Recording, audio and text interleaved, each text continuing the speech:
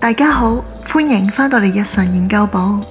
同人類相比，我哋總覺得同寵物相處容易啲喎。點解咁講？因為無論我哋自己喺佢哋面前做過啲乜，起碼佢哋唔會笑你，更加唔會喺背後周圍同人講你，完全唔使擔心會覺得尷尬。但如果調返轉對貓貓嚟講，情況就好唔同啦。因為貓嘅自尊心好強，又容易為埋啲小事會嬲好耐。唔少主人提到，每次當無意中見到自己隻貓做蠢事嗰陣，真係好難忍住唔笑。呢個時候佢哋會立即瞪大對眼掘實你，甚至會匿埋喺床下底，成日都唔肯出嚟。或者有人會懷疑，如果貓真係識得尷尬，咁即係佢哋會在意其他人或者其他貓點樣睇佢。但係諗深一層，貓向來都係獨來獨往，平時又懶閒咁，點解會咁在意人哋嘅目光？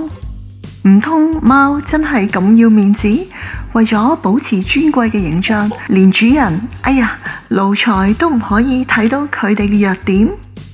今集我哋就嚟探討下，點解喺生活入邊，好似從來冇一隻貓會肯認自己尷尬，反而成日扮到好似我本來就係想咁做嘅奇怪態度。究竟係咪我哋將人類嘅情感投射到貓身上呢？點解貓會咁憎人哋笑佢？背後又有咩原因呢？如果你係第一次接觸我哋日常研究部，主要係探討生活同寵物嘅有趣話題，希望大家繼續支持我哋小頻道嘅創作，記得訂閱、按讚同分享，有你哋嘅支持，我哋先可以持續向前。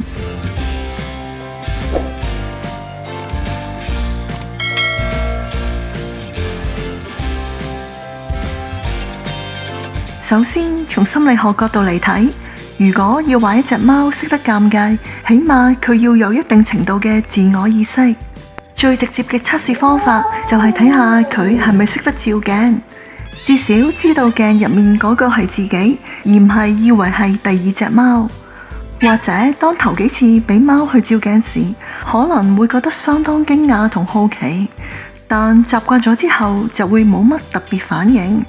不過，究竟係咪所有貓都理解到鏡中嘅反射就係佢自己嚟呢？呢個問題到依家喺科學界同網上都仲有好多討論。第二個重要考慮就係貓嘅社會認知能力，即係類似人類嘅知己知彼嘅概念。例如，當佢見到屋企另一隻貓成日撞板甩碌，佢會唔會留意到同學識點樣避免呢？繼而就係貓對地盤意識同社會地位嘅理解，呢啲都係佢哋與生俱來嘅特性。喺貓嘅社群入邊，佢哋要清楚知道邊個地位最高，自己又係處於咩位置。一般嚟講，負責同其他貓舔毛最多嘅就會係大佬，呢個係貓群之間公認嘅社交規則。最後就係家庭同社會化嘅過程，都會對貓嘅行為有好深遠嘅影響。譬如話唐貓同暹羅貓呢啲品種就係特別敢於發聲同表達不滿，相反折耳貓同英短就比較含蓄保守，容易出現迴避行為。從科學角度嚟講，除咗識得表達驚同嬲嘅情緒之外，貓其實都有類似人類嘅自尊反應㗎。有專家研究發現，貓同人類一樣都有部分大腦專門負責尷尬情緒。雖然依家未能確定到貓嘅羞恥感係咪同人類嘅定義相似，但可以肯定嘅係，呢部分大腦嘅區域相對比人類就細好多。喺日常生活中，令到貓最容易尷尬嘅情況，大多數係嘔吐、便便、放屁同埋跌親。研究話，貓絕對有能力感受尷尬，雖然呢種感覺最多得16個鐘頭左右，但尷尬嘅強度都會因應唔同情況而有所差異。梗係啦，自己尷尬咗又唔俾人哋笑，笑佢仲要俾佢嬲埋，簡直就好似懲罰咁啊！不過睇住貓為咗維護尊嚴咁落力，成日扮到冇事發生，又或者快速擺出一副我本來就係想咁做㗎啦，其實呢個反應會唔會就好似我哋行錯路嗰陣，可能扮到綁鞋帶啊，抑或扮到講緊電話咁嚟避免尷尬？就正如當貓搞唔掂，又或者失準嗰時，佢哋通常都會扮到做緊第二樣嘢㗎。最常見嘅例子係，當貓起跳時，佢估錯咗個距離，失誤跌落嚟嗰陣，發現你咁啱望實佢喎，佢就會立刻狂舔毛同自己沖涼。呢個行為就好似人類眯埋眼深呼吸咁，好想舒緩翻啲壓力，等自己快啲平靜翻。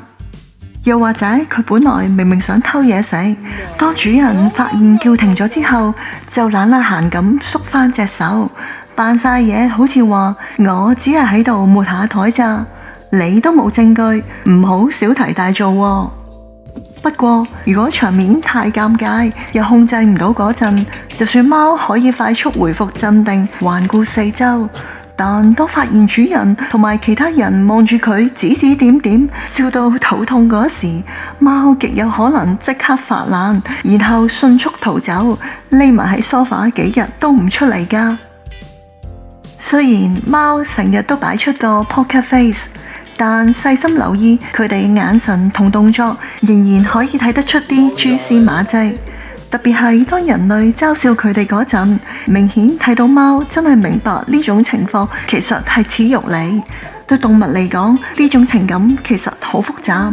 但無論如何，貓大部分時間其實都只係想對自己嘅失敗感覺好啲啫。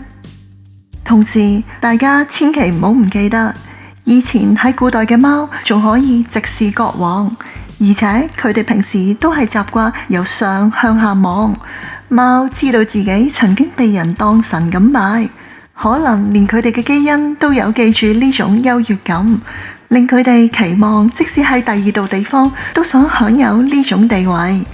想象一下，講唔定你隻貓之所以覺得尷尬，就係因為俾自己嘅僕人，即係奴才你啊，發現到佢哋嘅失敗。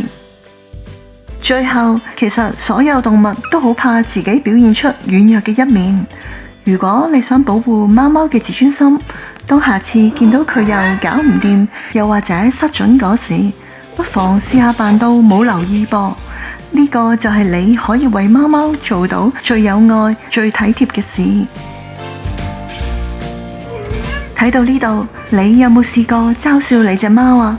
又或者你自己都試過因為怕尷尬，做埋啲同貓差唔多嘅反應呢？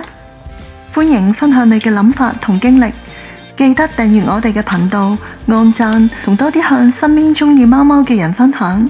多謝你睇到最後。